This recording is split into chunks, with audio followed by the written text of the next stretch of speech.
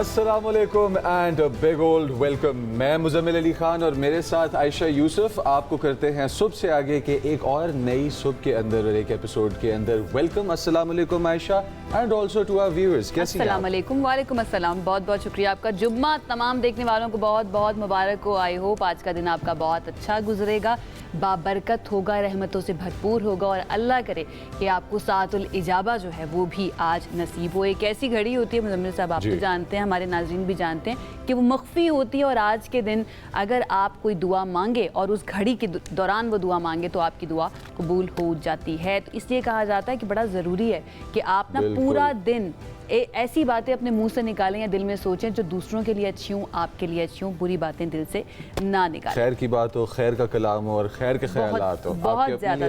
अच्छा, खैर की जब बात आती है ना तो हमारे दरमियान ऐसे लोग गुजरे हैं, हमारे दरमियान अभी भी ऐसे लोग पाए जाते हैं जो जब बोलते हैं ना तो आपको महसूस होता है कि ये तो वही बात कर रहे हैं जो मैं महसूस कर रहा था, और उन लोगों को हम कहते हैं शायर। आज हम एक ऐसे ही शायर की बात करते हैं जिन्होंने कहा कि कौन कहता है कि मौत आई तो मर जाऊंगा, मैं तो दरिया हूँ समंदर में उतर जाऊंगा, तेरा दर छोड़ के मैं और किधर जाऊंगा, घर में घिर जाऊंगा, सहरा में बिखर जाऊंगा। अहमद नदीम कासमी की आज 20वीं बरसी मनाई जा रही है। क्या खूबसूरत अल्फाज आयशा, और जो दिल को नहीं बल्कि रूह को महसूस होते हैं, दिल को महसूस होने से पहले। ये हुनर भी शायरों को ही आता है कि वो अगर दिया ना मिले, चिराग ना मिले तो अपना दिल जलाने का हुनर रखते हैं। बिल्कुल। और उर्दू अदब के मुमताज़ शायर, अदीब, नक़ाद अहमद नदीम कासमी साहब की आज जो हम 20वीं बरसी मना रहे हैं, ऑब्ज़र्व कर रहे हैं, हमारे पास आपको ये तमाम चैनल्स पे भी नज़र आएगा, रेडियो पे भी नज़र आएगा। और अहमद नदीम कासमी के बारे में कुछ फैक्ट्स अगर आपको बताते चले, इन्होंने अपनी तख्लीक़ात के ज़रिए इंसानी दोस्ती, देही ज़िंदगी, मोहब्बत, अखलाक़ियात, समाजी इंसाफ, इस तरह के सेंसिटिव नाजुक मौज़ूआत को बड़े खूबसूरती से लोगों के सामने पेश किया, ले किया है। और रेडियो के लिए इनकी जो खिदमात हैं वो बहुत नोटेबल हैं। अब खुशाब के एक गाँव के अंदर ये 9 नवंबर 1916 को पैदा हुए और वहाँ से रेडियो पाकिस्तान तक का एक सफ़र है, और फिर रेडियो पाकिस्तान से हम सब जानते हैं आज के ये शायरी और ये अल्फाज जो हमारी रूह तक पहुँचते हैं अहमद नदीम कासमी से आए। खैर, लंबी उम्र को चेस करते हुए ब्रायन जॉनसन को कौन नहीं जानता कि जो अपने 40s के अंदर से गुजरते हुए 20s वाले बॉडी मैट्रिक्स अपने रखना चाहते थे, लेकिन एक अमरीकी ये जो टेक एंटरप्रेन्योर हैं, करोड़ों रुपए अपनी सेहत पे खर्चने वाले, इनको एक सेहत का प्रॉब्लम है जो डायग्नोज किया गया है अभी रिसेंटली, और ये इन्होंने अपने एक्स पे शेयर किया। सेहत से मुतालिक तफसीलात सोशल मीडिया प्लेटफॉर्म एक्स पर इन्होंने शेयर की। तफसील के मुताबिक ब्रायन जॉनसन के मुताबिक इन्हें ऑटो इम्यून गैस्ट्रोएंटराइटिस नामी बीमारी जो कि है वो लाहक है, और इस बीमारी के अंदर होता ये है कि आपकी बॉडी का अपना जो दिफाई निज़ाम है, जो बीमारियों के अगेंस्ट लड़ने के लिए और वायरसेस के अगेंस्ट लड़ने के लिए अल्लाह पाक ने तैयार किया जिस्म के अंदर, वो आपके जिस्म के किसी एक ऑर्गन पे अटैक कर देता है। यानी कि हम ये कह सकते हैं कि फौजी जिसने आपको प्रोटेक्ट करना था वो आप पर अटैक करना शुरू कर देता है। ये ऑटो इम्यून बीमारी है बेसिकली जो इनको हो चुकी है। ब्रायन जॉनसन जो है ना, उनको अल्लाह ताला ने, या अगर वो ऊपर की तरफ देखे तो उस शख्सियत ने, उस ज़ात ने ये बताया है कि मैं भी यहाँ पे बैठा हुआ हूँ और मुकम्मल सिर्फ अल्लाह ताला की ज़ात है, जो पैदा हुआ है उसने जाना है। 50 करोड़ रुपए लगाते हैं अपनी सेहत पे, ये उनके पास है, वो लगा सकते हैं। अब डॉक्टर्स डिबेट कर रहे हैं इस बात पे कि अपने आप को अपने नेचुरल ईयर्स से ज़्यादा यंग रखना, क्या ये ठीक चीज़ थी या इसी की वजह से ये प्रॉब्लम कॉज हो गया? ये कि ज़िंदगी बड़ी से बड़ी होनी चाहिए, लंबी से ज़्यादा, और बड़ी ज़िंदगी के अंदर जब आप बड़े काम करते हैं तो आपको याद रखा जाता है। जैसे कि हमारे एथलीट्स होते हैं, हमारे स्पोर्ट्स पर्सनस होते हैं, ऐसी एक अमरीकी खातून है जिन्होंने तनहा कश्ती रानी का नया सफ़र जो है और नया रिकॉर्ड कायम किया है। उनका नाम है केल्सी पफेंडलर। उन्होंने कैलिफोर्निया से पैसिफिक ओशन तक तनहा कश्ती चलाई है और तकरीबन 1.5 माह के अंदर जो है ना वो वहाँ पर पहुंची हैं, और 1.5 माह के करीब वो समंदर में उन्होंने अकेले वहाँ पर गुजारे हैं। बिल्कुल, ऑल अलोन। बिल्कुल। और जिस वक्त ये पहुंची हैं तो सैकड़ों अफराद वहाँ पे इनका एक पुरतपाक इस्तकबाल करने के लिए तैयार थे। मैं हैरान इस बात पे हूँ कि कभी पहाड़ों की चोटियों को सर कर रही होती हैं ख़वातीन, और कभी समंदर में तनहा ट्रैवल कर रही होती हैं, कभी खड़ी होकर यहाँ पर शो कर रही होती हैं शाना बशाना, कंधे से कंधा मिलाकर। अच्छा, मॉन्टेरी से इनका ताल्लुक है, ठीक है, और अपने 2400 मील से जायद तवील सफ़र का आगाज़ इन्होंने किया था कैलिफोर्निया से ही, और ने मेरे ख्याल से कभी डाउट नहीं किया अपनी कैपेबिलिटीज़ पे, कभी दोबारा सोचा नहीं मुड़ के कि क्या मैं ये कर सकती हूँ या क्या मैं ये नहीं कर सकती। मुझे ऐसा लगता है कि इंसान को हमेशा डाउट्स आएंगे, डाउट से आगे बढ़कर जो चलेगा वही कामयाब होगा, वही अचीवर कहलाएगा। And when it comes to become an achiever, तो हमारे परफॉर्मर्स जो है, जो ग्राउंड के मैदान में जो ग्राउंड में जाकर अपनी कारकर्दगी दिखाते हैं, अपनी परफॉर्मेंस दिखाते हैं, तो उनको फिर पूरी दुनिया याद रखती है। फीफा वर्ल्ड कप इस वक्त चल रहा है। फीफा वर्ल्ड कप के बारे में आपको अपडेट करते चले तो फीफा वर्ल्ड कप के पहले क्वार्टर फाइनल में फ्रांस ने मराकश को 2-0 से शिकस्त देकर सेमीफाइनल तक की अपनी राह कर ली हमवार और जगह बना ली सेमीफाइनल के अंदर अपनी। कप्तान एम्बापे और डेम्बेले ने उम्दा कारकर्दगी दिखाई और इसकी बदौलत फ्रांस और मराकश इनके दरमियान जो मैच हुआ, मराकश को हुई शिकस्त, और शिकस्त देकर फीफा के लिए हम अगले राउंड में देखेंगे अब फ्रांस को, और मराकश जो कि है वो पीछे फॉल कर चुका है। इसके अंदर हमने फ्रांस में जश्न देखा और टीम जो है वो छाई रही। हुआ क्या कि बॉल की पोजीशन का ज़्यादा टाइम रहा फ्रांस के पास और उस पोजीशन को मेंटेन करते हुए एम्बापे ने और डेम्बेले ने कैपिटलाइज किया और गोल स्कोर किए। गोल्स अगर स्कोर करने की बात करें तो दूसरे हाफ के 60वें मिनट में एम्बापे ने गोल किए और टीम को दी बरतरी, और इस बरतरी का अभी मज़ा आ ही रहा था कि 66वें मिनट के अंदर डेम्बेले ने भी खूबसूरत गोल करके फ्रांस की बरतरी को कर दिया डबल। तो मुझे लग रहा है कि ये एक्साइटिंग होता जा रहा है। मतलब पहले ऑनेस्टली व्यूअर्स को भी और आपको भी, मुझे फीफा कुछ बोरिंग लग रहा था स्टार्टिंग में। जितनी खबरें आ चुकी हैं ना और जो कुछ हो चुका है इस पूरे फीफा के दौरान, कितने बड़े बड़े नाम रिटायरमेंट के करीब पहुंचे हैं और उन्होंने अनाउंस कर दिया है, तो डेफिनेटली थोड़ा दिल बर्दाश्ता बहुत ज़्यादा हुए हैं वो लोग जो फुटबॉल को पसंद करते हैं। स्पेशली अगर हम रोनाल्डो की बात करें, मेसी की बात करें, हम नेमार की बात करें, एंड देन एम्बापे तो कमाल कर ही रहे हैं और फ्रांस में बहुत ज़्यादा जश्न भी मनाया गया है। क्योंकि फीफा फुटबॉल वर्ल्ड कप की बात हो रही है तो कुछ नंबर्स जो होते हैं ना, एक 70-80% इवेंट गुजरने के बाद तो नंबर्स और डेटा आना शुरू हो जाता है कि किसने कितने गोल किए हैं। अभी तक 96 मैचेस हो चुके हैं और अर्जेंटीना जो है वो 14 गोल्स के साथ टूर्नामेंट की सबसे ज़्यादा गोल करने वाली टीम है। ये डिफेंडर भी हैं at the same time Lionel Messi, और फ्रांस के एम्बापे वर्ल्ड कप में 8-8 गोल्स के साथ सबसे ऊपर इस वक्त खिलाड़ियों के अंदर रैंक कर रहे हैं। मेसी और एम्बापे जो है वो 8-8 गोल्स के साथ हैं, और हालांड जिनको आप मेरे ख्याल से कहती हैं नॉर्वेजियन, क्या कहती हैं आप, नॉर्वेजियन वाइकिंग, वो 7 गोल्स के साथ जो है नॉर्वेजियन वाइकिंग आपके दूसरे नंबर पे आते हैं। इसी के साथ हमारे पास इस फीफा के अंदर ये भी देखा गया कि 3000वां गोल फीफा का स्कोर हुआ इस वर्ल्ड कप के अंदर।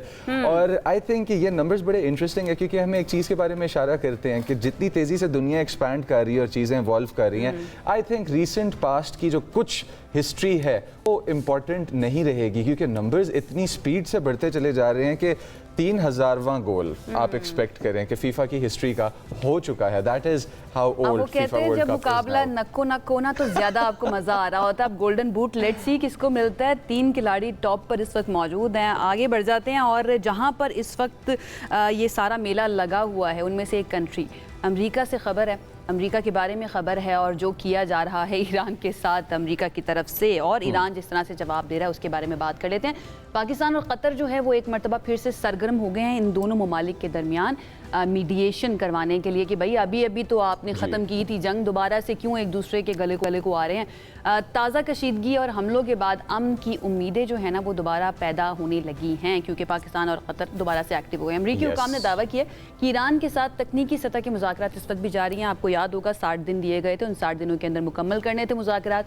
अमरीका ईरान के साथ मसाइल के हल के लिए पुरज़्म है और अमरीकी मीडिया ये बता रहा है कि पाकिस्तान और कतर बतौर सालिस ईरान और अमरीका को दोबारा मुज़ाकरात की मेज़ पर लाने के लिए कोशिश कर रहे हैं। आई मीन देखें जितने भी देखने वाले हैं पाकिस्तान को, कतर को, ख़ास तौर पर पाकिस्तान हमारा भाई है ना, हमारा अपना मुल्क है, क्रेडिट देना चाहिए। 2 ऐसे दुश्मन जो एक दूसरे को ख़त्म करना चाहते हैं उनको बिठा देते हैं मेज़ पर कि भाई बात करें आपस में। वो जो आप कहते हैं ना कि at each others throat English में जो कहा जाता है। हाँ। अच्छा, खातिमुल अंबिया ब्रिगेड की तरफ से और उनके हेडक्वार्टर्स की तरफ से कुछ चीज़ें भी बताई गई हैं, बयानात भी आए हैं, और कमांडर है जनरल अली अब्दुल्लाही और उन्होंने ये कहा है कि ईरानी फ़ौज जो है वो शहीद supreme leader Syed Ayatollah Ali Khamenei के कत्ल का बदला ज़रूर लेगी। इनके बयान में कमांडर जनरल अली ने एक एक बात कही है, और वो ये कही है कि कातिलों से क़सास लेंगे, इनको कैफर किरदार तक पहुंचाएंगे। तो ईरानियन साइड बड़ा डेफिनेट श्योर साउंड कर रही है बदला लेने वाले इमोशन की तरफ, जो कि है ना वो। अब इस सारी सिचुएशन को डिस्कस करने के लिए माहिर बैन अल-अक़वामी उमूर हमारे साथ हुसैन शहीद सोहरवर्दी साहब मौजूद हैं।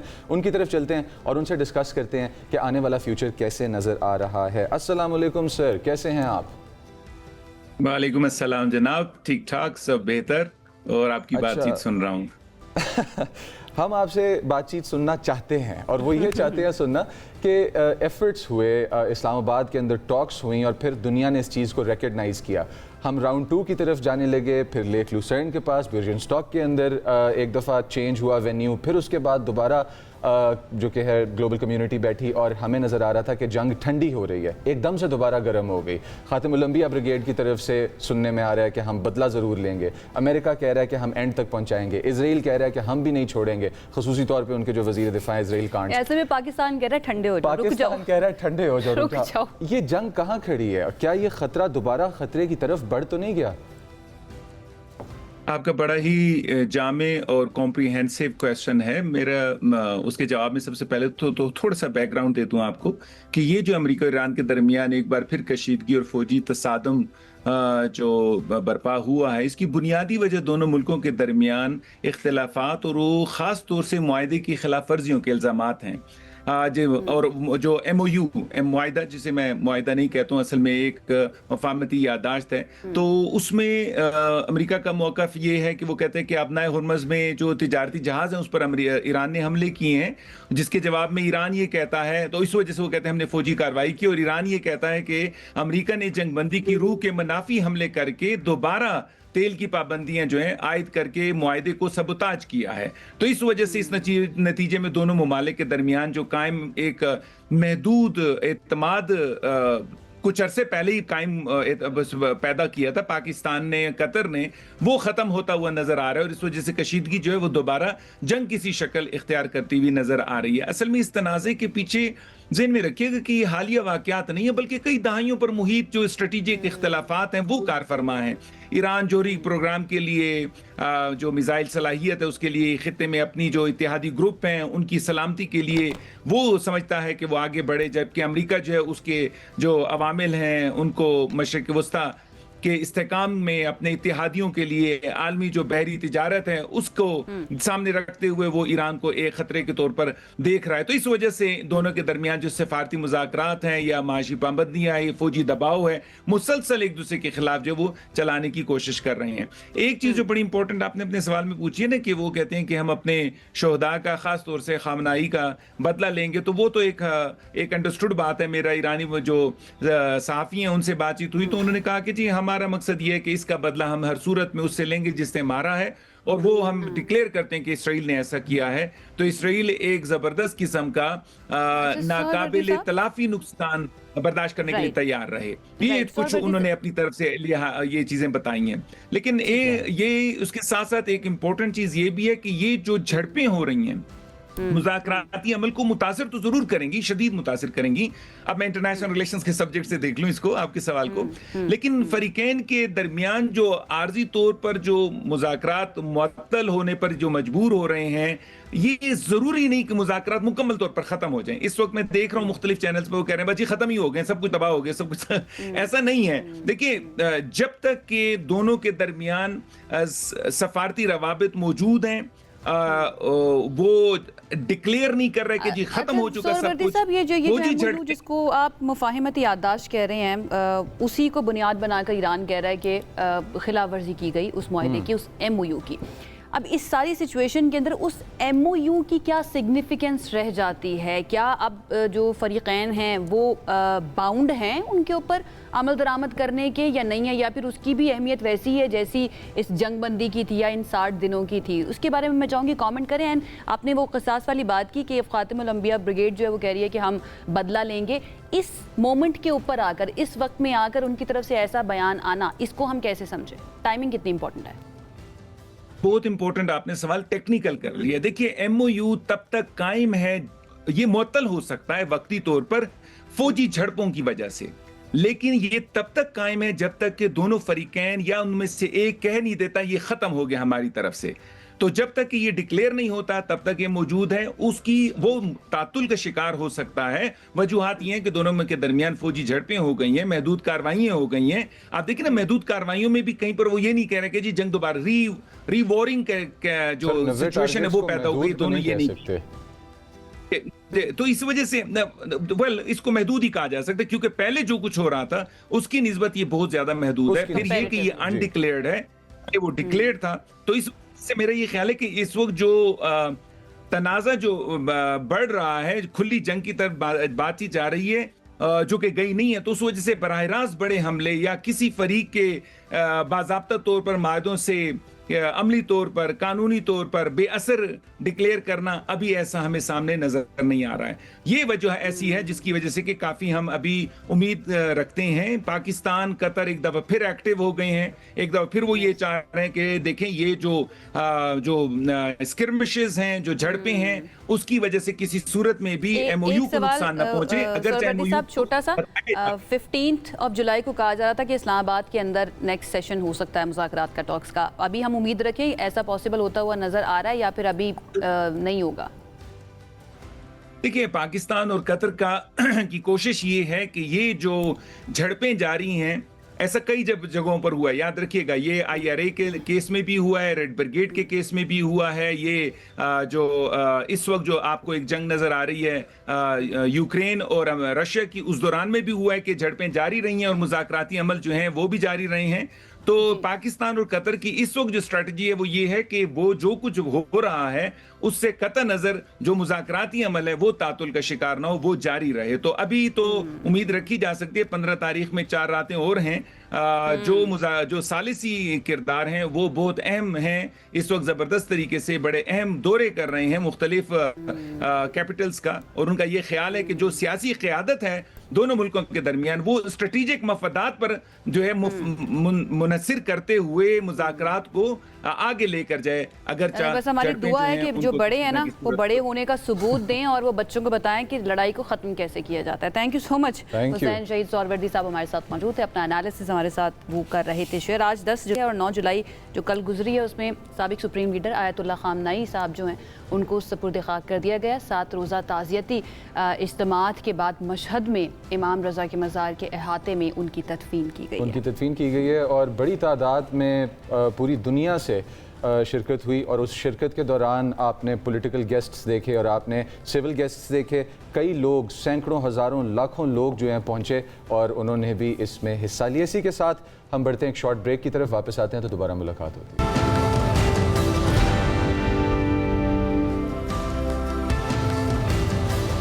जी वेलकम बैक। अगर आपके साथ कोई खातून आपके दफ्तर में काम करती है और आपके साथ वो मुस्कुरा के बात करती है तो इसका मतलब ये नहीं है कि वो रजामंद है और उसने आपको कंसेंट दे दिया है कि वो आपके साथ बैठकर चाय भी पी लेगी, या अगर आप कहीं बाहर जाना चाहते हैं घूमने के लिए तो वो आपके साथ चली जाएगी। और जो हंसी मजाक को या खुश अखलाकी के बारे में ये समझे कि शायद एक खातून जो है ना वो तैयार हो चुकी है आपके साथ एक ताल्लुक़ में आने के लिए, तो ये आपकी अपनी गलती हो सकती है। एक ऐसा ही केस हुआ कराची के अंदर, सिंध के अंदर, और फोस्पा की तरफ से ये बताया गया है कि निजी कंपनी के 5 मुलाजमीन जो है ना उनको अब कर दिया गया 27 लाख रुपए जुर्माना। हुआ क्या है, खातून की जानिब से ये शिकायत की गई कि उन्हें दफ्तर से बाहर मुलाकात की दावत दी गई, हाथ छूने और CCTV रिकॉर्ड महफूज ना बनाने समेत मुख्तलिफ तरीक़ों से उन्हें हरास किया गया। और उन्होंने जब इल्ज़ाम लेकर जब वो गई हैं फोस्पा के पास, ये शिकायत लेकर जब वो फोस्पा की तरफ गई हैं तो वहाँ पर ये कहा गया है कि ओहदेदारान उनको भारी जुर्माना किया जाएगा और उनसे ये भारी जुर्माना जो है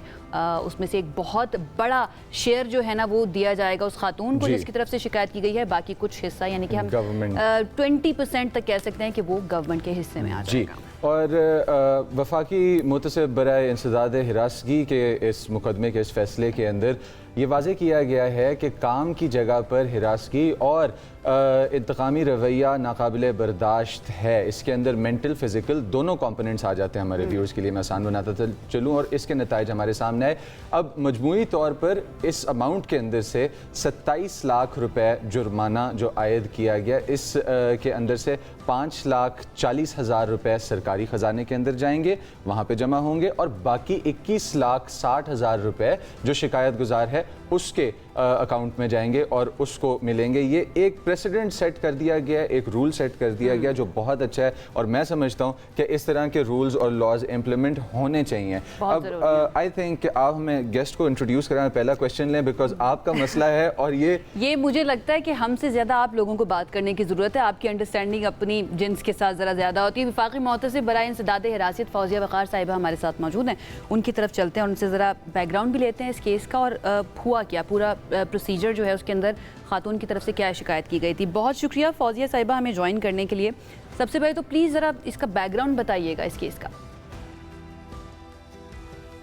जी, एक वजाहत ज़रूरी है कि ये केस कोई एक बहुत अनोखा केस नहीं, ऐसे बहुत सारे केसेस आते हैं। सिर्फ ये है कि कुछ केसेस ज़्यादा पॉपुलर हो जाते हैं, कुछ नहीं होते, मगर ये जो केस है ये एक बड़ी निजी कंपनी का था, और आई एम श्योर आपके नाजरीन को ये पता ही होगा कि जो कानून है हरासमेंट के ख़िलाफ़ वो सरकारी, गैर सरकारी, निजी सब कंपनियों के ऊपर वर्क प्लेस पे अप्लाई करता है, सब ऑर्गेनाइजेशंस पे अप्लाई करता है, बल्कि जो घरेलू मुलाजमाएँ हैं वो भी इस कानून के तहत अपने लिए इंसाफ ले सकती हैं, अगर वो फेडरल एरिया में हों या फेडरल जुरिस्डिक्शन मैंडेट में आती हों। तो ये एक निजी कंपनी थी जो कि कराची की है, और इसमें एक खातून के साथ एक सीनियर ओहदेदार ने उनको बुलाया गया कमरे में, और उसके बाद कुछ उनसे पेशकश हुई और साथ कुछ हाथ पकड़ने की भी कोशिश की गई, जिस पे उन्होंने इनकार किया, और उसके बाद वो फ़ौरन निकली और उन्होंने जाके बताया लोगों को कि ये मेरे साथ हुआ है, और वो विजिबली बहुत परेशान थी। मगर अक्सर ये होता है कि जब एक औरत जाके बताती है, ख़ासतौर पे मैनेजमेंट को बताती है, तो कॉलीग्स उसको चुप करने के लिए कह देते हैं, और जो मैनेजमेंट है वो उसको धमकाना शुरू कर देती है, ख़ासतौर पे जो निजी कंपनी है उसके अंदर। इस केस में भी ऐसे ही हुआ, जिसकी वजह से उसने 5 लोगों को जिम्मेदार ठहराया, और आपने फैसले में देखा होगा कि 5 के 5 जो हैं उनको सज़ा हुई है, उनको पेनल्टी पड़ी है। एक को तो जिसने हरासमेंट की, उसको हरासमेंट की वजह से, बाकियों को इंस्टीट्यूशनल फेलियर, यानी कि इदारे ने कंप्लेंट को हैंडल करना सही तरीके से हैंडल नहीं किया, या इंतकामी कार्रवाई के लिए, या इस वजह से कि दूसरे का रवैया ऐसा था कि छोड़ो परे, क्या ज़रूरत है, ये तो होता रहता है, कोई ज़रूरत नहीं है कंप्लेंट करने की, और ये कर दो एविडेंस। तो ये सारी चीज़ें उसके साथ हुई, जिसके जो शवाहिद देख के फिर हमने उसके बाद फैसला किया कि ये सब लोग जिम्मेदार हैं इस चीज़ के, और सबको जुर्माना होना चाहिए। अच्छा, अगर हम थोड़ा सा केस की तरफ और केस की वर्किंग की तरफ अगर हम फोकस करें, तो सवाल उठता है कि क्या ऐसे शवाहिद थे जो पेश किए गए कंप्लेनेंट की साइड से, पहली बात, और दूसरा कि केस चलने के बाद जो फैसला आया, क्या ये फैसला बाइंडिंग है, और ये अमाउंट्स क्या मिल गई हैं या मिलनी अभी बाकी हैं? जी, जो हरासगी का कानून है, एक तो उसका फैसला बाइंडिंग होता है, ये रिकमेंडेशन या सिफारिश नहीं है, ये बाइंडिंग होता है। इदारे के ऊपर लाजिम है कि वो उसको पूरा करे, और हमने 15 दिन का टाइम दिया है फैसले में कि 15 दिन के अंदर अंदर ये हो जाना चाहिए, पैसे भी मिल जाने चाहिए, और ना सिर्फ पैसे मिल जाने चाहिए, फाइनल सेटलमेंट हो जानी चाहिए, बल्कि उस खातून को एक्सपीरियंस लेटर भी दे दिया जाए, क्लियरेंस सर्टिफिकेट भी दे दिया जाए, और सैलरी स्लिप्स वगैरह भी दे दी जाएं। तो ये सारी चीज़ें हमने 15 दिन का टाइम दिया, और हमारे फैसले हमेशा इम्प्लीमेंट होते हैं, क्योंकि अगर नहीं होते तो जो सरकारी इदारे हैं, चाहे उसमें पुलिस है या उसके अंदर SCCP है, जो रेगुलेटरी इदारे होते हैं, वो सब हमारी मुआवनत करते हैं, और उसके ज़रिए हम एग्जीक्यूशन करवा सकते हैं। अच्छा, अगर कोई खातून वहीं पर अपनी नौकरी जारी रखना चाहे, उसके लिए बताइएगा क्या प्रोटोकॉल्स हैं या क्या फैसले किए जाते हैं, क्योंकि आपने खुद वजाहत की शुरू में कि ये कोई पहला केस नहीं है। दूसरा ये कि थोड़ा सा इस हरासमेंट के कानून को थोड़ा सा एक्सप्लेन भी कर दीजिएगा, जितनी भी खवातीन या मर्द हजरात भी इवन देख रहे हैं, कि कौन सी चीज़ें या कौन सी बातें हरासमेंट में आती हैं और कौन सी बातें हरासमेंट में नहीं आती हैं। पहली जो वजाहत मैंने पहले की वो बहुत अहम है समझना कि खाली सरकारी इदारों पे ये लागू नहीं होता, ये हर इदारे पे लागू होता है, चाहे वो कंपनी हो, चाहे एनजीओ हो, चाहे किसी किस्म का इदारा हो, दुकान हो, हर जगह ये लागू होता है। दूसरा हरासगी क्या है? हरासगी की दो बड़ी किस्में हैं। एक तो जिनसी तकाजे हैं, सेक्सुअल हरासमेंट जिसे कहते हैं, चाय की पेशकश करना, बॉस को खुश करना, उनको कहना कि मेरे साथ चलो जो काम से रिलेटेड नहीं होता, या ऐसी गंदी नजरों से देखना, कोई ऐसे इशारे करना जो दूसरे को पसंद ना आए, बहुत ज्यादा करीब आके खड़े होना, वो तो जिनसी हरासगी के जिम्मे में आते हैं। मगर इसके साथ साथ बहुत अहम है कि ये लोग समझें कि ये इसके साथ जिनसी तफरीक भी बड़ी इंपॉर्टेंट है, यानी कि gender based discrimination. Gender based discrimination क्या है? अगर एक इदारा खवातीन को नहीं रखता इसलिए कि उनकी शादी हो जाएगी, कल को उनके बच्चे हो जाएंगे तो ये काम छोड़ देंगी, तो इसलिए इनको नहीं रखा जाएगा। जचगी के दौरान छुट्टी देनी पड़ेगी तो पहले ही निकाल दिया, जो ही पता चला कि औरत प्रेग्नेंट हो गया तो निकाल दिया। या कोई और ऐसे ओहदे जो हैं वो मुख्तस कर देना मर्दों के लिए जो सीनियर ओहदे होते हैं या अहम ओहदे होते हैं और औरतों को वो ना देना, ये सब तफरीक के जिम्मे में आते हैं और जेंडर बेस्ड डिस्क्रिमिनेशन कानून के तहत बिल्कुल मना है। अगर एक औरत हो, मर्द हो, ख्वाजा सिरा हो, अगर वो मेरिट पे आते हैं, उनकी परफॉर्मेंस अच्छी है, उनको रखना भी है, तरक्की भी देनी है, वरना वो फिर जेंडर बेस्ड डिस्क्रिमिनेशन फाइंड होगी। तो ये तो हरासमेंट की थोड़ी डेफिनेशन है। अगर किसी के साथ ये हरासमेंट हो रही है, चाहे कॉलीग कर रहे हैं या जूनियर कर रहे हैं, कई दफा ये कहा जाता है कि नहीं जी ये तो वो नायब कासिद या कोई ऑफिस बॉय था उसने किया ये हरासगी की, तो ये तो जूनियर है, उस ये तो बात बनती नहीं है। मगर ऐसी कोई बात नहीं है, क्योंकि देखिए हमारे मुआशरे में अभी तक मर्दों को समाजी बर्तरी हासिल है, चाहे हम इसको माने या ना माने। हम रोज अच्छा, और ये हमारी वो कहते हैं ना खवातीन की घुट्टी में भी डाल दिया जाता है। बहुत सारी खवातीन ऐसी भी हैं जो बदनामी के डर से खामोश हो जाती हैं कि अगर मैं जाकर बात करूंगी तो मेरे पर ही बुरा भला मुझे कहा जाएगा या मेरे बारे में बात की जाएगी। विक्टिम ब्लेमिंग भी बहुत ज़्यादा आम है। मुझे ये बताइएगा फौजिया साहिबा, इस केस के अंदर कौन से शवाहिद पेश किए गए थे उस खातून की तरफ से, एंड ऐसे केसेस जिसके अंदर एक खातून के लिए मुमकिन नहीं है शवाहिद इकट्ठे करना, तो वो फिर अपना केस लेकर किस तरह से आएगी, या फिर कितने चांसेस होंगे, कितने % चांसेस होंगे कि उसके हक में फैसला आए? हरासमेंट का कानून जो शवाहिद का स्टैंडर्ड है वो फर्क तरीके से रखता है, कानून में दिया गया। और उसके बाद सुप्रीम कोर्ट के फैसले भी हैं जिसमें ये कहा गया है कि जो फौजदारी मुकदमे हैं या फौजदारी जराइम है उनके तहत इसको असेस नहीं करना। उसका मतलब आम जबान में ये है कि इस केस की मिसाल लें, वो खातून कमरे से बाहर निकली परेशान थी, उसने फौरन जाके पहले अपने कॉलीग को बताया, फिर जाके मैनेजमेंट की एक खातून को बताया कि मेरे साथ ये हुआ है, तो वो उसको हमने बहुत अहमियत दी, वजन दिया उसकी इस बात को कि उसने जाके लोगों को बताया है। जरूरी नहीं है कि हमेशा सीसीटीवी फुटेज ही दी जाए, अगर वो तो बहुत अच्छी बात है, मगर अगर नहीं है तो इस तरह की चीज को भी हम अहमियत देते हैं। फिर जो एक खातून कह रही है उसको हम करॉबरेट करते हैं, यानी बाकी चीज़ों के साथ भी मिला के देखते हैं, मगर उसको हम अहमियत देते हैं। क्योंकि देखिए एक औरत जिसको मुश्किल से नौकरी मिली है, जिसको अगर वो हरासमेंट की कंप्लेंट करेगी ना तो सिर्फ उसको मौजूद इल्ज़ाम ठहराया जाएगा, बल्कि मोस्ट लाइकली अगर घर वालों को भी बताएगी तो घर वाले कहेंगे इसको नौकरी को छोड़ दो। तो वो बड़ा रिस्क लेके इन चीज़ों की कंप्लेंट करती है, उसको तालीम से हटा दिया जाता है, नौकरी से हटा दिया जाता है, तो बड़ा सोच समझ के ये बात करती है।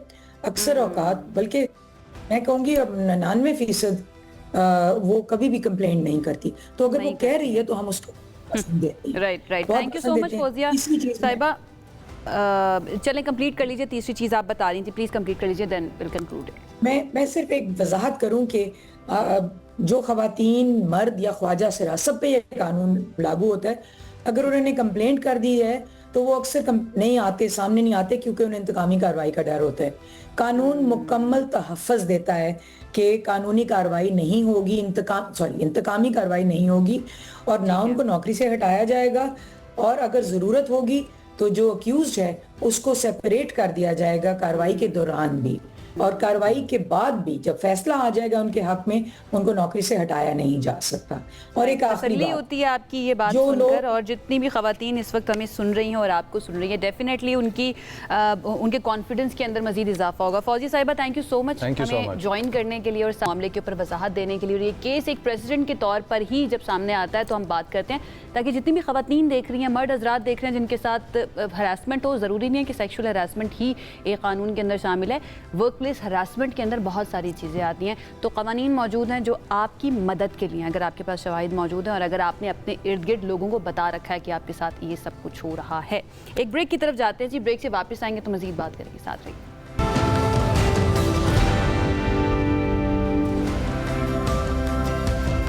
बैक फ्रॉम दैट ब्रेक जी, और हम बात करेंगे हज की, और हज के बारे में, हज के पैकेजेस और हज के लिए जो आसानियां बना दी गई हैं, इस दफ़ा चेंजेस क्या आए हैं, पॉलिसीज़ के अंदर डिफरेंसेस क्या आए हैं, और किस तरह से हज के पूरे सफ़र को कंफर्टेबल बनाने के लिए इक़दाम किए गए हैं। हज सिर्फ एक फरीज़ा ही नहीं बल्कि मुसलमान की ज़िंदगी की सबसे बड़ी रूहानी ख्वाहिश भी होती है। रूहानी ख्वाहिश के साथ साथ एक ख्वाब होता है कि काश मैं जाके अल्लाह का घर देख के आऊँ, अल्लाह मुझे नसीब करे ज़िंदगी में कि मैं खाना काबा की ज़ियारत अपनी इन आंखों से करूँ।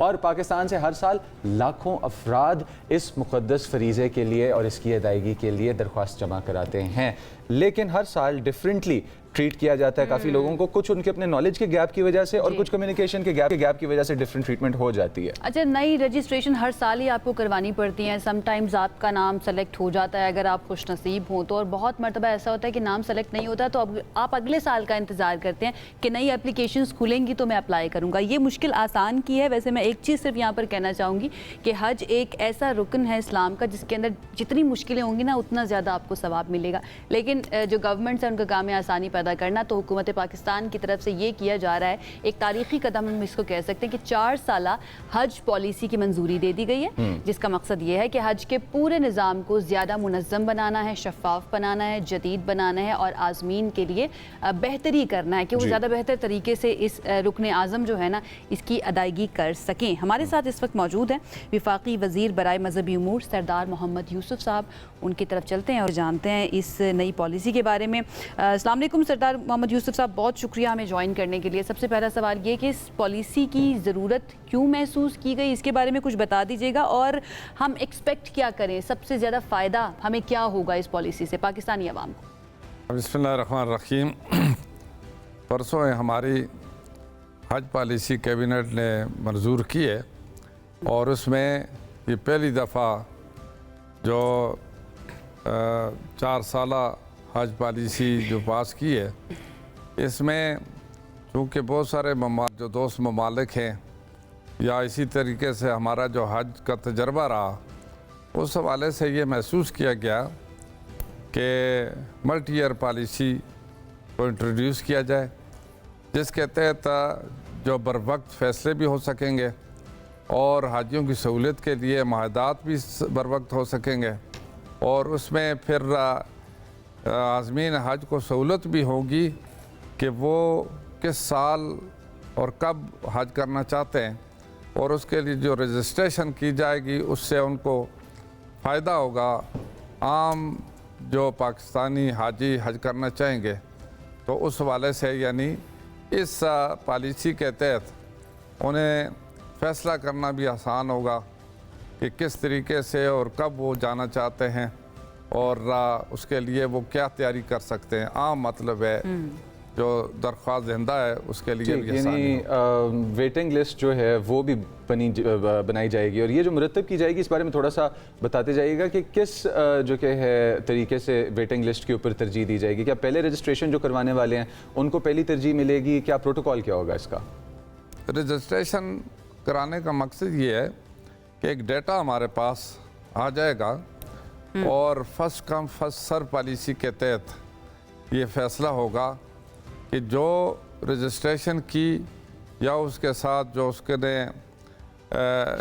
जो पैकेज है उसको जिसने सबसे पहले मतलब पैसे भी जमा किए, तो वो जो रिकॉर्ड के मुताबिक एक लिस्ट बन जाएगी और फर्स्ट सर्व फर्स्ट पॉलिसी के तहत जितना हमारा कोटा होगा उसके मुताबिक वो पोर्टल में जो रकम चली जाएगी इसी तरीके से उसका नंबर उसके मुताबिक आ जाएगा।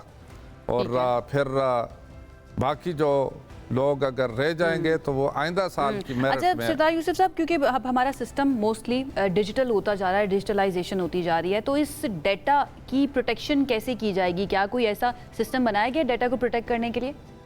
नेशनल आईटी बोर्ड के ने जो जदीद साइबर सिक्योरिटी निज़ाम मुतारफ़ कराया है उसमें सार्फिन का डेटा भी महफूज है और ओके। उनकी अदायगियों का ये सारी चीज़ें उसमें महफूज होती हैं और उसमें कोई किसी किस्म की यानी ख़दशा नहीं है जिससे कि उसके जो जितनी भी अदायगियाँ हैं वो उसमें बाकायदा उसका रिकॉर्ड मौजूद होता है और उसके ज़रिए जो इनकॉर्पोरेटेड जो डेटा होता है उसमें कोई तखफीफ नहीं। अगर हम मुख्तसर और तवील मुद्दत के हज पैकेज के बारे में बात करें, बुनियादी फ़र्क कुछ बताइएगा इसके ऊपर कि क्या फ़र्क बुनियादी है इन दोनों में?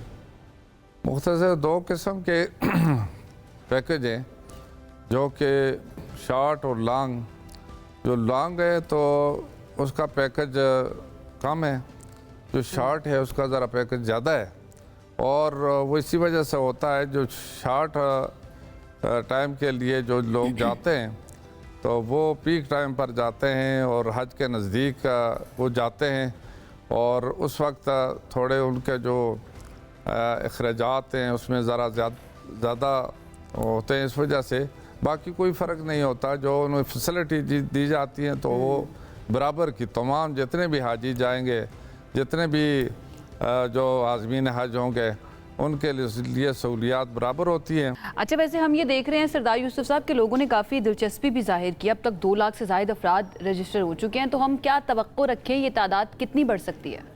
ये तो अभी कल तक जो मेरी मालूमात के मुताबिक 2.25 लाख हो गए और रजिस्ट्रेशन का अमल ये जारी सारी रहेगा क्योंकि हमारा 4 साला प्रोग्राम है और उसमें लोग जो हैं वो अब इस पॉलिसी के तहत किसी भी वक्त रजिस्ट्रेशन कर सकेंगे और जो हमारा कोटा है वो जब पहले साल जितनी रजिस्ट्रेशन होगी या जितने भी अगर उन्होंने जो एप्लीकेशन जिस वक्त बमाए रकूम के भेज दी गई तो उसके बाद यानी वो पोर्टल बंद हो जाएंगे और नेक्स्ट ईयर के लिए जो मेरिट बनेगी उसमें यानी उसके उस लिस्ट में उनको शामिल कर दिया जाएगा। शरीयत के मुताबिक सरदार यूसुफ साहब जो प्लान्स बताए गए हैं कि स्कीम मुतारिफ कराई गई है बचत की, ये मंसूबा इसके ऊपर थोड़ी सी लाइट डालिएगा। ये क्या मंसूबा है, किस तरह से चलेगा और किस तरह से इसमें हिस्सा लिया जा सकता है?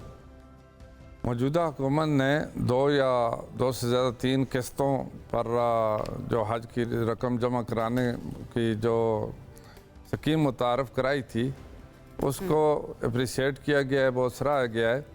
अब चूँकि इस सूद से पाक शरई निज़ाम के तहत मुताबिक बचत स्कीम जिसको हज बचत स्कीम मुतारफ़ कराई है और उससे फ़ायदा ये होगा कि एक तो यकमश्त किसी भी आज़मीन हज को रकम जमा करने का बोझ उस पर नहीं होगा और दूसरी बात ये होगी कि शरई अकाउंट के तहत वो जो रकम जमा कराते जाएंगे और जब उनकी रकम वो पूरी होगी तो उनका नाम भी ऑटोमेटिकली मेरिट में आ जाएगा और उनको यानी एक आसानी होगी हज करने के लिए।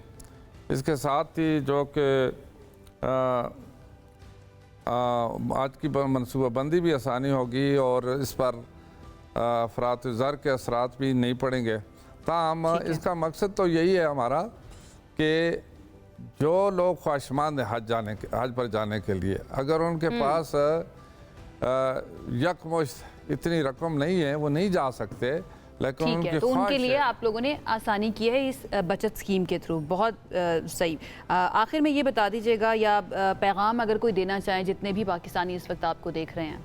सबसे ज़्यादा बात तो ये है कि जो वज़ारत मजहबी उमूर ने पिछले साल हज कराया जो 2026 का हज था, वज़ीर आज़म शहबाज शरीफ साहब की हिदायत के मुताबिक हमने हर पहलू पर अच्छे इंतज़ामात किए और उसको देखा, फिर उसकी मॉनिटरिंग अच्छी की, तो अल्हम्दुलिल्लाह कि न सिर्फ हमारे हाजियों ने जो गए थे उन्होंने उस हज को सराहा, बल्कि सऊदी हुकूमत की वजारत हज उम्रा उन्होंने भी इसको एक्नॉलेज किया और उन्होंने पाकिस्तान को 4 जो एवार्ड दिए, उसी बुनियाद पर बेहतर कारकर्दगी की बुनियाद पर जो 4 एवार्ड, एक पब्लिक सेक्टर में और 3 प्राइवेट सेक्टर में दिए हैं। इस पर ये पाकिस्तान की कामयाब हज पॉलिसी और कामयाब हज ऑपरेशन जो हुआ है उस पर पाकिस्तान को मिला है, पाकिस्तान के लिए एजाज़ की बात है।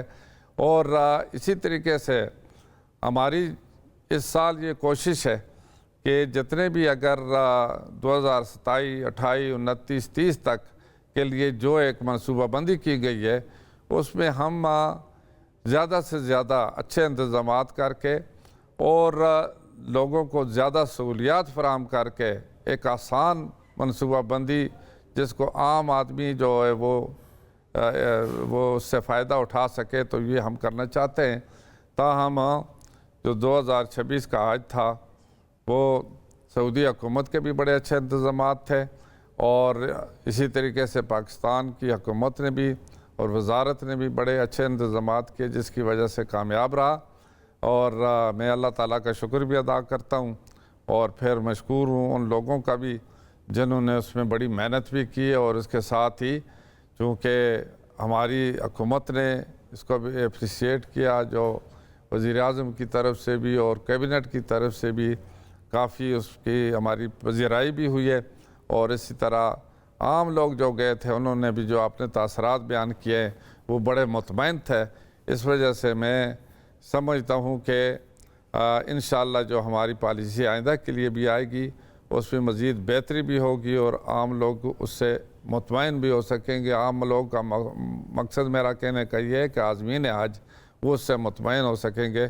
तो इसकी ज़्यादा से ज़्यादा ज़रा तशहीर की भी ज़रूरत है, नई पॉलिसी है जो लोगों को मुतारफ़ कराई जाए और उसके लिए हम मुख्तलिफ़ जो मीडिया के ज़रिए या इसी तरीके से तशहीर भी करना चाहते हैं ताकि लोगों को उसको समझ आ सके। हमने देखा भी, हाजियों ने तारीफ भी की थी, लेकिन कुछ फ़्लाइट के दौरान मसाइल आए थे, डेफिनेटली वो बाद में रिजॉल्व हो गए थे। थैंक यू सो मच सरदार मोहम्मद यूसुफ साहब हमारे साथ मौजूद थे।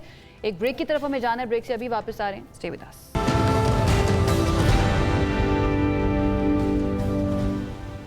Welcome back from that break. और सीज़न आम का चल रहा है और आम की बात नहीं होगी तो बात और एपिसोड रह जाएगी आज की इनकम्प्लीट। बल्कि मैं तो इतना बड़ा फ़ैन हूँ आमों का कि अगर हर रोज़ भी बात की जाए ना तो मुझे तो शायद बुरा ना लगे। और इस कॉफ़ी की जगह यहाँ पे एक प्लेट नज़र आए, साथ छोटी सी छुरी नज़र आए, बात से तसल्ली हो जाएगी। मुझे तो आम चाहिए भी होंगे, खा के भी तसल्ली होगी जी। क्योंकि आप कह रहे हैं ना बात से तसल्ली हो जाएगी। भाई आम के बारे में तो ना बड़े बड़े किस्से मशहूर हैं, हम सब जानते हैं। गालिब को बड़े पसंद थे, यहाँ वो कहते थे गधा होता है वो जिसको आम पसंद नहीं होते हैं। तो ये बड़ा ज़रूरी है कि अगर अल्लाह ताला ने एक नेमत दी है उसको आपने एंजॉय भी करना है, उससे आपने फ़ायदा भी उठाना है। इस्लामाबाद के अंदर इस वक्त चल रहा है एक फेस्टिवल, मैंगो फेस्टिवल, जहाँ पर तरह तरह के आम जो हैं, तरह तरह की आम से बनी हुई डिशेस वहाँ पर रखी गई हैं। और एक और भी तरीका होता है कि आप एक ही चीज़ को कितने मुख्तलिफ अंदाज में पेश कर सकते हैं, एट द सेम टाइम वो अपना एसेंस नहीं छोड़ता। एग्जैक्टली आपकी आम एक ऐसी चीज़ है कि जो वर्सेटाइल भी बहुत है। आप अचार डाल सकते हैं, सुखा के इसे बना सकते हैं, आप इसको पाउडर में तब्दील कर सकते हैं, डिहाइड्रेट कर सकते हैं और फिर आम के डिफरेंट लाइफ स्टेजेस पे इसको डिफरेंटली प्रोसेस करके खाया भी जा सकता है। इसके अलावा इस फेस्टिवल में, जो मैंगो फेस्टिवल इस वक्त इस्लामाबाद के अंदर एक शॉपिंग मॉल में इसको जो कि सेट किया गया, जहाँ पे ये हो रहा है, 12 जुलाई तक ये चलेगा। 70 से ज़ायद वैरायटीज़ ऐसी हैं आम की कि जिनकी नुमाइश यहाँ पे की जा रही है और पाकिस्तान में सिर्फ फ़रोख्त भी हो रही हैं। ख़ास बात यह है कि इस्लामाबाद से और साउथ पंजाब से जो यहाँ की लोकल आम की ब्रीडिंग होती है उसमें से ये जेनेटिक्स और ये साइंस लेके आए गए हैं। अच्छा, साउथ पंजाब के जितने भी दोस्त होते हैं ना उनकी अहमियत बहुत बढ़ जाती है, स्पेशली गर्मियों के और आमों के सीज़न के अंदर। आपको ज़रा दिखाते हैं वो रिपोर्ट जो बनाई है हमारे नुमाइंदे रिहान अहमद ने, और उन्होंने बात की वहाँ पर एक बड़ी ही ज़बरदस्त शख्सियत से जो कि हमारे फेडरल मिनिस्टर भी हैं, हनीफ अब्बासी साहब। ज़रा देखिए।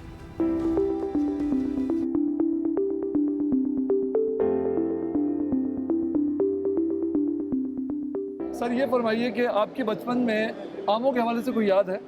हमारी बहुत है सर, हम जहाँ वो कच्चे आम हुआ करते थे तो उनको हम जाके पत्थरों से गिरा के खाया करते थे और उसके ऊपर कोई नमक भी लगाते थे, कुछ और भी चीज़ें करते थे।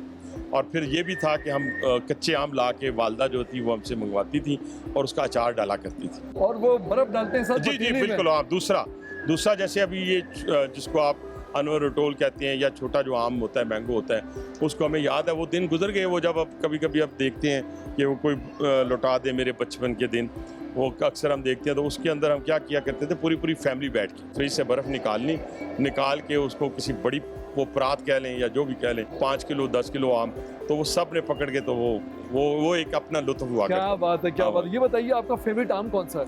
लंगड़ा भी है, सिंदड़ी भी है, अनवर रटोल भी है, और मेरा ख्याल है कि जो छोटा मैंगो है ना, उसमें स्वीटनेस भी ज़्यादा होती है और वो हमारे जैसा बंदा उसको ज़्यादा एंजॉय करता है, बजाय वो छिलके के साथ खेलते रहें। और क्यूब्स का भी मुझे मज़ा नहीं आता।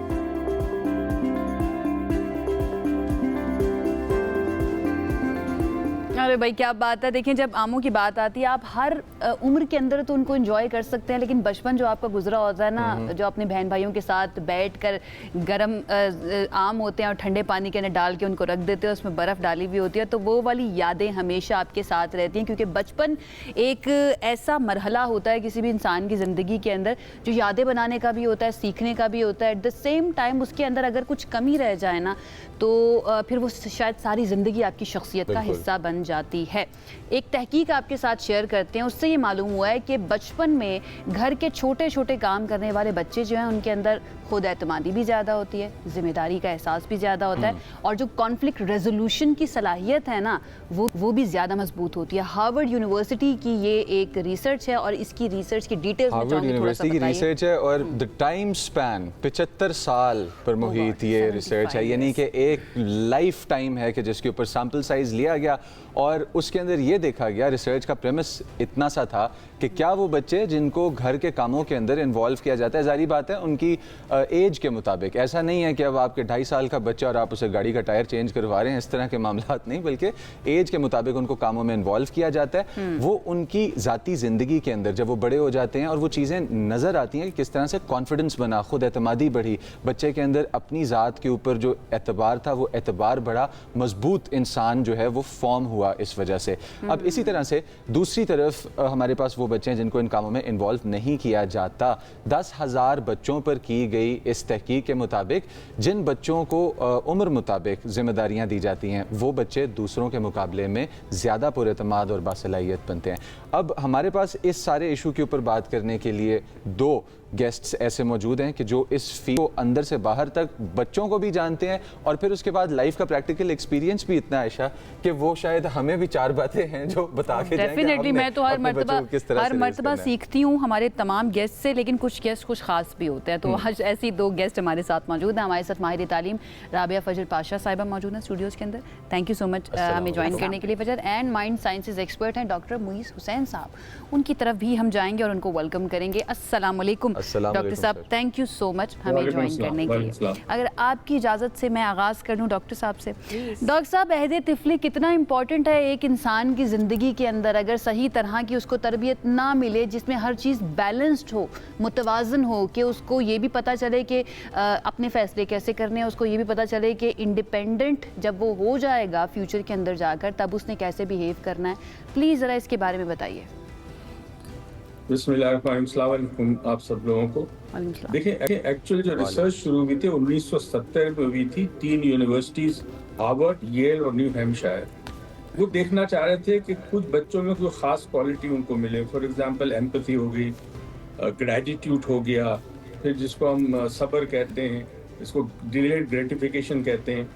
उन बच्चों को उन्होंने कई साल तक कोई मॉनिटर का, जब ये बड़े हो गए और प्रोफेशनल लाइफ में चले गए, तो उन्होंने देखा कि जिन बच्चों में ये क्वालिटीज पाई जाती थी वो जिंदगी में कामयाब इस हवाले से कि प्रोफेशनली भी कामयाब, उनकी रिलेशनशिप्स भी अच्छी थी, उनकी सोशल सर्कल भी अच्छी थी, दे वर गुड ह्यूमन बीइंग्स।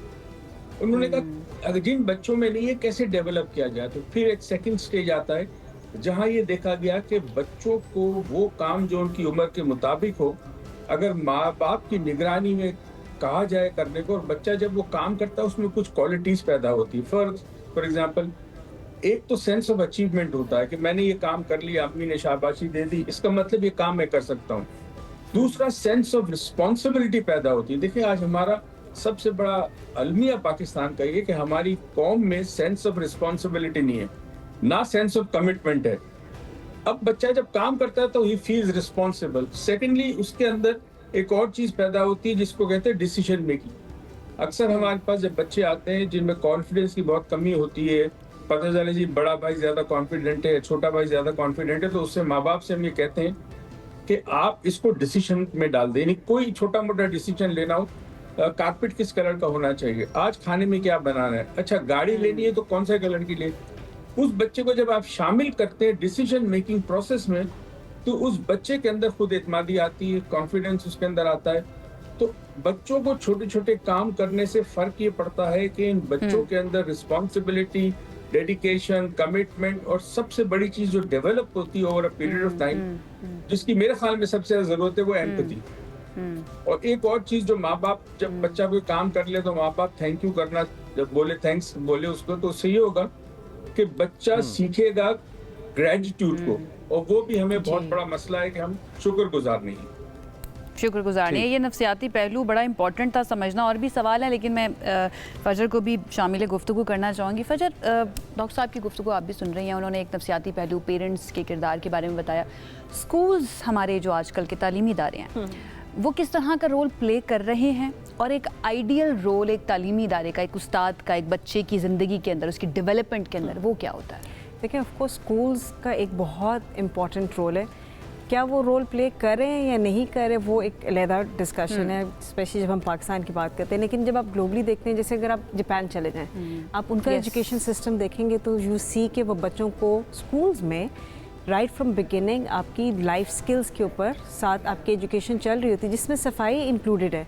अब जैसे अगर यहाँ पे फॉर एग्जांपल हमारे पेरेंट्स का भी मसला है, खाली स्कूल्स का मसला नहीं है। अगर मैं ये समझती हूँ कि हर बच्चे को सफाई का पता होना चाहिए, राइट। आपने उसको बचपन से उसको सिखाएंगे, और आपने सिखाना बचपन का यही होता है कि ये नहीं कि आपने सिर्फ लेक्चर ही देते रहने, प्रैक्टिकली जब चीज़ें हम लोग करते हैं तो बच्चे बेहतर सीखते हैं। तो अगर स्कूल में सफाई बच्चे अपनी क्लासरूम की रिस्पॉन्सिबिलिटी लेते हैं तो उसमें कोई प्रॉब्लम नहीं है। अगर वो उनको पता है कि हमने खुद सफाई मेंटेन करके रखनी है तो वो गंद भी नहीं करेंगे, वो जिम्मेदारी उनको आएगी।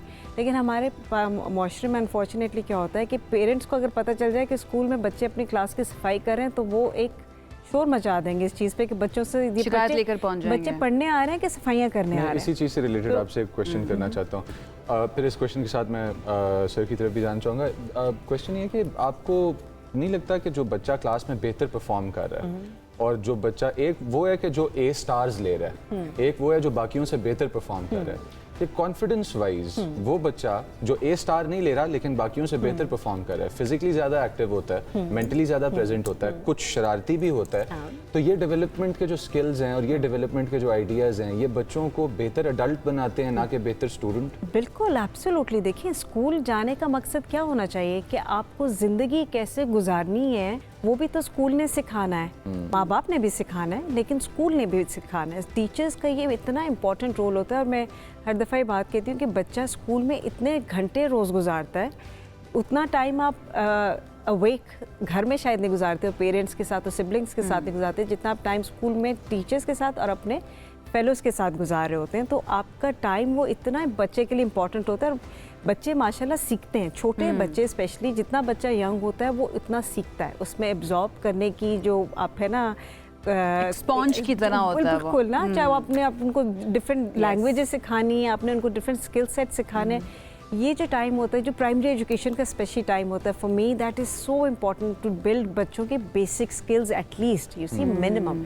और यहाँ पे हमारी अपनी जो तालीम में जो रिफॉर्म्स की अगर हम बात करते हैं तो ये रिफॉर्म्स इतने ज़रूरी हैं लाने हमारे स्कूल सिस्टम में पाकिस्तान में, ताकि हमारे बच्चे ये सारा कुछ सीखें कि सफाई के आप छोटी छोटी जिम्मेदारी, जैसे डॉक्टर साहब ने बात की कि आप जब बच्चों को इन्वॉल्व करते हैं, एंगेज करते हैं, प्रेशराइज नहीं करते हैं, क्योंकि वो there is a difference in that, right. वो पेरेंट्स को भी समझने की जरूरत होती है, वो टीचर्स को भी समझने की जरूरत है। हौसला अफजाई करनी है कि हमारे साथ आप उसको रिवॉर्ड सिस्टम क्रिएट करें, बच्चों को इंसेंटिवाइज करें कि अच्छा आपकी ये ड्यूटी आपकी ये है कि आपने रोज़ मेक श्योर करना है जब आप क्लासरूम में आए तो आपका क्लासरूम बिल्कुल क्लीन है, आपके बच्चों के सबके डेस्क क्लीन हैं, या बच्चे जैसे कि हम बच्चे होते हैं ना, वो कॉपीज़ पे गंद कर देते हैं, आपने मेक श्योर करना है कि बच्चे सारे कॉपीज़ पे गंद नहीं करें। अच्छा, ये आपने बड़ी अच्छी जापान की मिसाल दी। इवन कोरिया के अंदर भी स्टूडेंट्स जो हैं वो पढ़ने के बाद अपनी क्लासरूम और स्कूल की सफाई किए बगैर नहीं जाते, और इसका मकसद ये नहीं है कि आप शायद कुछ पैसे बचाना चाहते हैं, किसी को नौकरी ना दे, बल्कि आप बच्चों को सिखाना।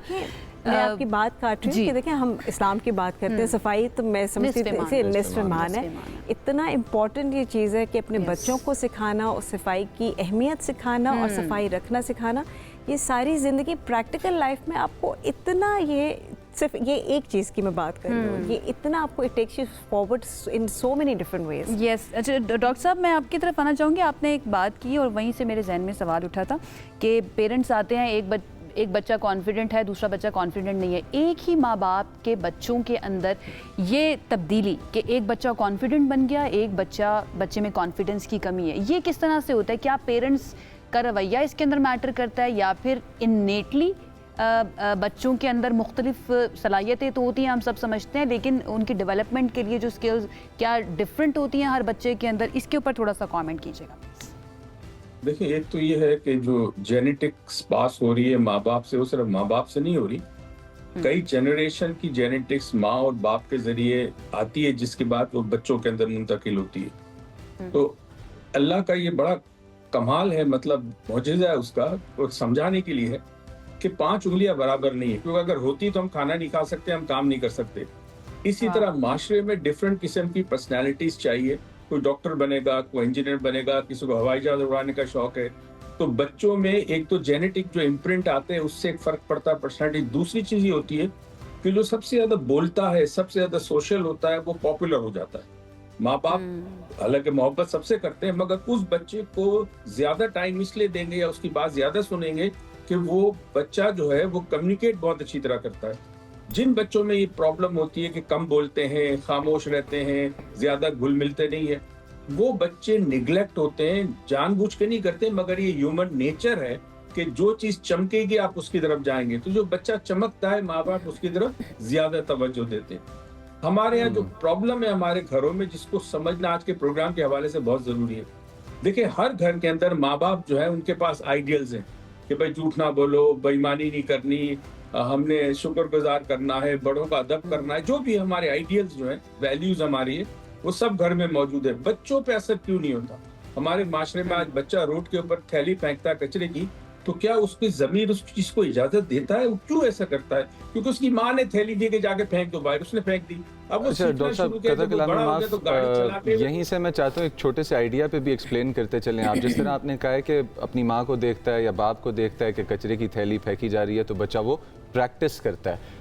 हम लोग अपने बच्चों को अपनी डेली एक्टिविटीज़ का हिस्सा नहीं बनाते। यूजुअली हम कोई काम कर रहे हैं, बच्चा इन्वॉल्व होना चाहता है, बेटा ये लो फ़ोन, बेटा ये साइड पे जाके बैठ जाओ, मत तंग करो मुझे। हमारी तरफ से कॉन्स्टेंटली ये चीज़ें मिल रही होती हैं। कितना इंपॉर्टेंट है बच्चे को अपने काम में हिस्सेदार बना लेना कि ठीक है बेटा, ये काम का पार्ट मैं कर रहा हूँ, ये पकड़ें, आप भी साथ करें, ये चीज़ करें। ये कितना इंपॉर्टेंट है इस एक्टिविटी को बनाना? अगर माँ बाप इस चीज़ को समझें कि खाली अच्छी खुराक देना, अच्छी स्कूलिंग देना, अच्छा घर देना, ये काफी नहीं है शख्सियत की बिल्डअप में, ये काफी नहीं है। जो चीज वैल्यूज आपकी है, जो आइडियल्स है आपकी सोसाइटी की, जो वैल्यूज है, उसको प्रैक्टिकली शो करना अपने बच्चे को। फॉर एग्जांपल, हम कहते हैं बच्चों को बेटा झूठ मत बोलो, अल्लाह ताला नाराज होता है, बाप खुद झूठ बोल रहा है, तो बच्चा क्या देखेगा? बच्चे देखते हैं, सुनते नहीं है। तो वो आप जो मॉडल करते हैं अपनी जिंदगी में, वो बच्चा सीखता है वहां से, और वहीं से बच्चा बढ़ता है। तो जब आप बच्चा किसी चीज में इन्वॉल्व होना चाहता है, तो आप कहते हैं अच्छा चुपचाप मैं काम कर रहा हूँ, ये तुम, आपने जैसे कहा मोबाइल फोन दे दिया। बच्चों को अपनी जिंदगी का हिस्सा, अगर आप चाहते हैं कि आपके बच्चा कॉन्फिडेंट हो, बड़ा हो, की जिंदगी में कुछ काम कर सके, तो याद रहे बच्चे को इन्वॉल्व करें। छोटे मैं आपको छोटा सा किस्सा बताऊं। मैं अमेरिका में रहता था, कई साल पहले की बात है। तो मैं हर संडे देखता कि मेरा पड़ोसी जो है, उसका बच्चा 10 या 12 साल का था, सुबह गाड़ी वॉश कर रहा होता वालिद की। एक दिन वो पड़ोसी से मैंने कहा तुम कार वॉश में क्यों नहीं जाते? कहता मैं अपने बच्चे को सिखा रहा हूँ कि ये कार वॉश करने के बाद मैं उसको हर हफ्ते $5 देता हूँ, तो उसको पता चलता है कि काम की अहमियत क्या है। यानी जो पैसा कमाता है वो मेहनत से कमाया जाता है। तो ये मैं अपने बच्चों को सिखा रहा हूँ। तो हम ये नहीं करते। तो तो अगर हम अपने बच्चों को ये समझाए कि जी किसी तरह आप छोटे मोटे काम करो, अच्छा बेटा ये काम के लिए आप बख्शिश आपकी समझ लो, या आप ये चीज ले लो, तो बच्चा वैल्यू समझता है वर्क की और ड्यूटी बाउंड होता है। हम नहीं करते क्योंकि हम टीवी के अच्छा, ड्रामे में बहुत मशहूर है, फिल्में डॉक्टर देख साहब रहे हैं, Netflix देख रहे हैं। बड़े खूबसूरत अंदाज में इकबाल ने कहा था कि थे दियारे नौ ज़मीन व आसमां मेरे लिए, वुसअत आगोश मादर एक जहां मेरे लिए। एक बच्चा आया तो वर्जिन कॉग्निशन की हालत में आया, उसको आप जो सिखाएंगे, जो करेंगे उसके सामने, वो वैसा ही इंसान बन जाएगा। तो आपके ऊपर बहुत बड़ी जिम्मेदारी आयद होती है और हम अपनी जिम्मेदारियों से कतरा रहे हैं, जितने भी पेरेंट्स हैं, कि ठीक है बच्चे के हाथ में फ़ोन दे दिया, वही उसकी तरबियत कर रहे हैं, आप उसकी तरबियत नहीं कर रहे। Thank you so much doctor Muiz हमें ज्वाइन करने के लिए, and Fajar thank you so much. हमें ज्वाइन करने के बाद कुछ सवाल थे लेकिन हमारे पास वक्त खत्म हो चुका है। इंशाल्लाह हम एक और सेगमेंट जो है वो प्लान करेंगे। एक ब्रेक की तरफ हमें जाना है और ब्रेक पर जाने से पहले सिर्फ ये बात कि अपने फ़ोन को एक तरफ रख के अपनी ज़िंदगियों से थोड़ी देर के लिए दूर करें और अपने बच्चों के साथ वक्त गुजारें, वो आपकी जिम्मेदारी, अल्लाह ताला ने उनको आपकी जिम्मेदारी बनाकर भेजा है। साथ रहिए। This segment is brought to you by AKD Securities Limited.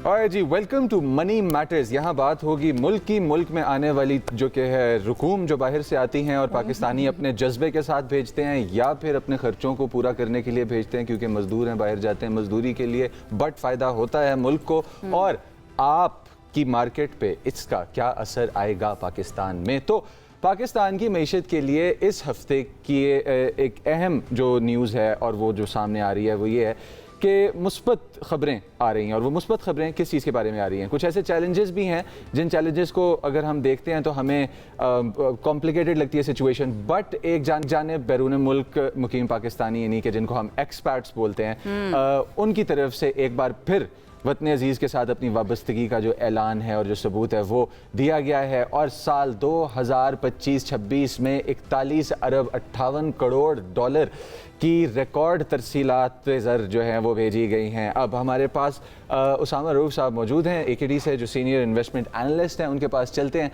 और अपने क्वेश्चंस को, जो हमारे पास बहुत ढेर सारे हैं फ़िलहाल तरसीलात ज़र को लेके और पाकिस्तान को और पाकिस्तान की मईशत को लेके, वो पूछते हैं। अस्सलाम वालेकुम उसामा, कैसे हैं आप? Walaikum salam. I'm fine. Thank you for having me. Right. Thank you so much for joining us. Usama, सबसे पहला सवाल, पाकिस्तान के अंदर 2026 के नंबर्स ये हैं कि तकरीबन 2,80,000 पाकिस्तानी चले गए हैं मई तक पाकिस्तान से बाहर, यानी कि बैरून मुल्क मुलाजमत के लिए। और फिर हमारी तरसीलात ज़र भी बढ़ती जा रही हैं। हमारी रिलायंस ज़्यादा तो नहीं होती जा रही है इन रेमिटेंसेस के ऊपर?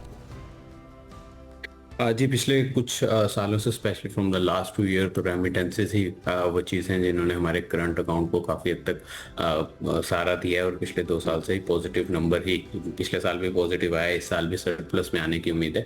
तो काफ़ी हद तक जो पहली चीज़ होती थी कि करंट अकाउंट बड़े डेफिसिट की वजह से लास्ट टाइम भी हमारा क्राइसिस शुरू हुआ था, तो उस चीज़ को तो काफ़ी हद तक बचत दी हुई है। अब देखना ये होगा जिस तरह गवर्नमेंट फोकस कर रही है कि टेक्निकल जो हमारी चीज़ें हैं उनको टेक्निकलिटीज़ बढ़ा के और टेक्निकल वाली साइड पे भेजा जाए, ना कि जो बिल्कुल ब्रेन ड्रेन वाली सिचुएशन होती है या हायर लेवल ऑफ अचीवर्स होते हैं उनको बाहर जाने से थोड़ा सा कम किया जाए, ताकि पाकिस्तान में भी एक हाई लेवल के ब्रेन जो हैं, specially on the management side, जो भी आप सी सेगमेंट वाली चीज़ें संभाल सकते हैं, उनको रिटेन ही किया जाए पाकिस्तान के अंदर। तो आगे चलते हुए वक्तों में भी अगर तो यूएई वाली साइड पे या specially in the middle east side जो जा रहे होते हैं, तो वो तो ज्यादातर अपनी टेक्निकल स्किल्स लेके जा रहे होते हैं, तो दैट इज क्वाइट पॉजिटिव। और मजीद जो कि हमारे मास्टर्स या पीएचडी लेवल के हमारे स्टूडेंट्स हैं उनको रिटेन करने, रेमिटेंसेस पर रिलाय करना, ये फायदा जो हमें अभी नजर आ रहा है, which is a good news. अगर हमारा करंट अकाउंट बेहतर हो जाता है, रिजर्व्स बेहतर हो जाते हैं, तो ये शॉर्ट टर्म फायदा है या लॉन्ग टर्म है? देखिए, जितना इंक्रीमेंटल इंक्रीज है वो पिछले 2 सालों में हमें ये भी देखना होगा कि उससे पहले हवाला हुंडी या इन तमाम चीज़ों से पैसे आ रहे थे तो हमारे बैंकिंग चैनल्स के थ्रू नहीं रिफ्लेक्ट हो रहे होते। पिछले 2 सालों में जो हमने उन चीज़ों पे कर्व किया है, एक्सचेंज रेट को सीधा किया और जो एक्सचेंज कंपनीज को फॉर्मलाइज किया, उसकी वजह से काफ़ी हद तक इंक्रीमेंटल इंक्रीज आया है।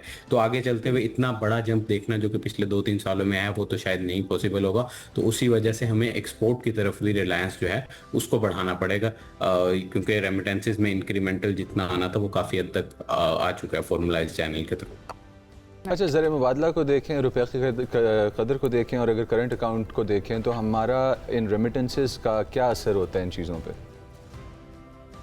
देखें, हमारी ओवरऑल क्योंकि इंपोर्ट का बिल जो तकरीबन होता है वो एक्सपोर्ट के बिल से डबल होता है, तो वहाँ से तकरीबन 30 बिलियन के आसपास का गैप, इससे ज़्यादा का बच जाता है, जिसे रेमिटेंसेस ही पूरा कर रहे होते हैं और वही करंट अकाउंट को वो कर रहे होते हैं। अदरवाइज हमारा जो नेट आउटफ्लो है डॉलर्स का वो ज़्यादा होगा, जिसकी वजह से हमें डॉलर हर साल रिक्वायर्ड होंगे। तो रेमिटेंसेस उस चीज़ को काफ़ी हद तक कव कर देते हैं। $40 बिलियन का नंबर फॉर अ ईयर, जो कि हमारी एक्सपोर्ट से भी ज़्यादा है, तो एक सिग्निफिकेंट रोल प्ले करता है for the stabilization of the economy.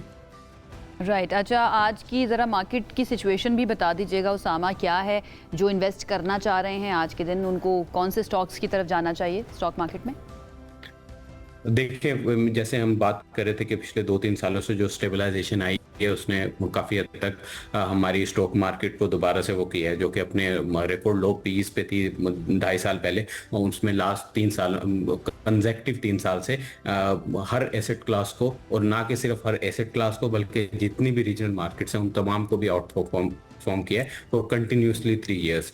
और इस चीज़ का ही पॉजिटिव नज़र जो है हमारे इन्वेस्टर्स पे भी आता है, जो कि यूजुअली पाकिस्तान में कहा जाता है कि इन्वेस्टर्स की तादाद जो है वो काफ़ी हद तक कम है। अगर रिलेटिव हम रीजनल कंट्री से देख लें, इंडिया, श्रीलंका, बांग्लादेश, तो उसमें खातिर खा इजाफा हुआ है। इस साल भी तकरीबन अराउंड 1,90,000 के आसपास के रिकॉर्ड नंबर जो है वो नए इन्वेस्टर शामिल हुए हैं इन द स्टॉक एक्सचेंज, और हमारा नंबर जो अब तकरीबन 2-3 साल पहले 2 लाख के आसपास, 3 लाख के आसपास था, वो बढ़ के तकरीबन 6 लाख को टच करने वाला है, 5,83,000 हो गए।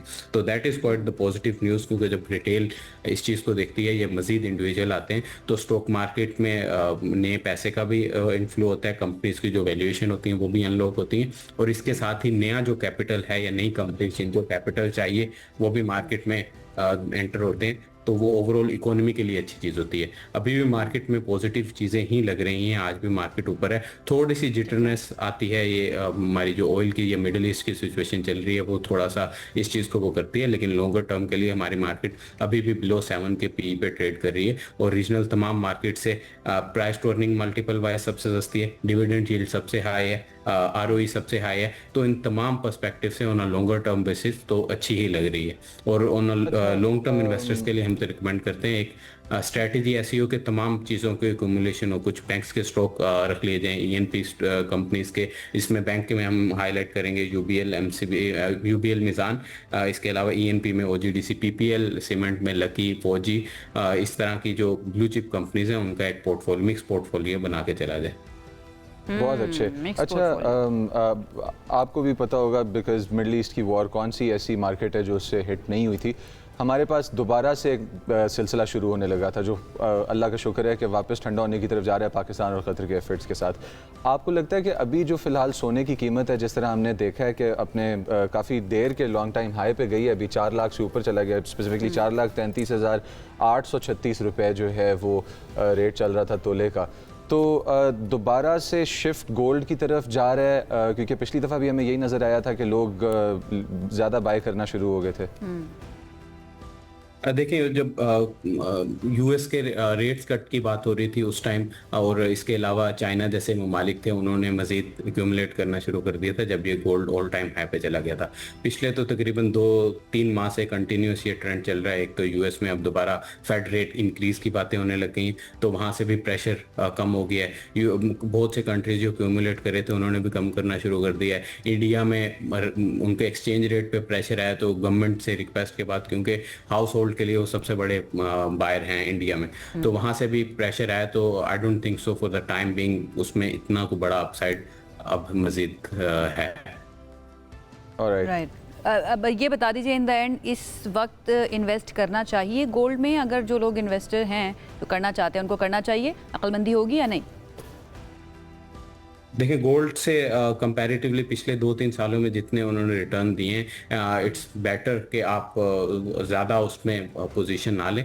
For the equities and other side जिनमें अभी भी रिलेटिव स्ट्रेंथ है, या अगर आप मतलब बिल्कुल ही risk averse kind of investor हैं, तो fixed income would be a better play in my. Alright, thank you so much Usama हमें Thank you, ज्वाइन उसामा। करने के लिए और सारी सिचुएशन के ऊपर बात कर लिया। अगर आप इन्वेस्टर हैं तो ये ज़रूरी है कि आपका पोर्टफोलियो बहुत डाइवर्स होना चाहिए। हमेशा जितने भी रिप्रेजेंटेटिव्स आते हैं AKD से वो यही बात करते हैं कि भाई एक ही जगह पर सब कुछ इन्वेस्ट ना करें, आप कुछ गोल्ड में कर लें, कुछ रियल एस्टेट में कर लें, कुछ स्टॉक मार्केट के अंदर कर लें, ताकि एक जगह नुकसान हो तो बाकी जगह से आप भरपाई अपनी कर सकें। साथ ही आज के शो से इतना ही, इंशाल्लाह आपसे दोबारा मुलाकात करेंगे। अपना बहुत ख्याल रखिए, अल्लाह हाफ़िज़। This segment is brought to you by AKD Securities Limited.